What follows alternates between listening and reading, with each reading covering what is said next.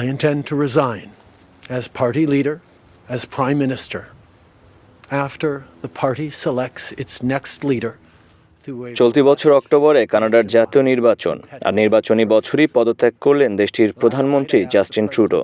যদিও ট্রুডোর পদত্যাগ আকস্মিক নয়, গত এক মাস ধরে নানামুখী চাপে ছিলেন তিনি। নিজ দল লিবারেল পার্টির নেতাদের চাপের মুখে সরে দাঁড়াতে হয়েছে তাকে।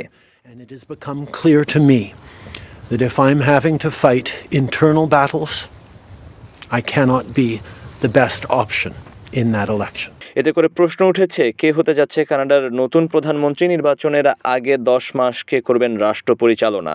দেশটির সংসদ হাউস অফ কমন্সের সদস্যদের ভোটে পরবর্তী প্রধানমন্ত্রী নির্বাচনের প্রস্তাব দিয়েছেন অনেকে। তবে ট্রুডোর মতে লিবারেল পার্টির উচিত বাইরে না গিয়ে নিজেদের মধ্যকার ভোটাভুটি শেষে প্রধানমন্ত্রী নির্বাচন করা। Over the holidays, I've also had a chance to reflect and have had long talks with my family about our future.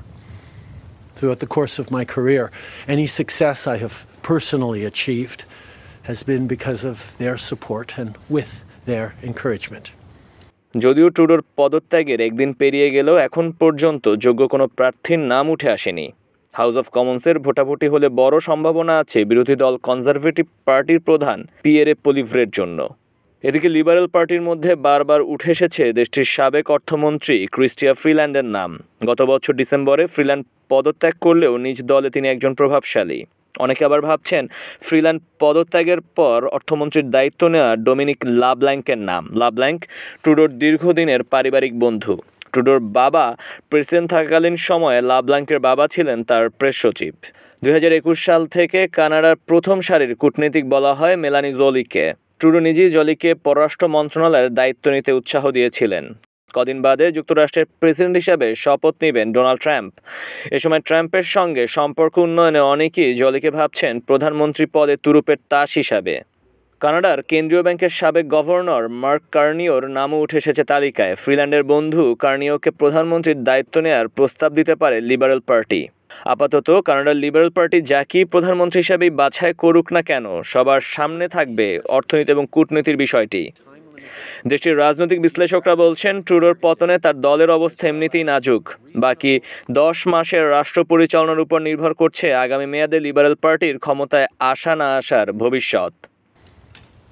So last night over dinner, I told my kids about the decision that I'm sharing with you today. I intend to resign as party leader, as Prime Minister, after the party selects its next leader through a robust, nationwide, competitive process. Last night I asked the President of the Liberal Party to begin that process. This country deserves a real choice in the next election, and it has become clear to me that if I'm having to fight internal battles, I cannot be the best option in that election.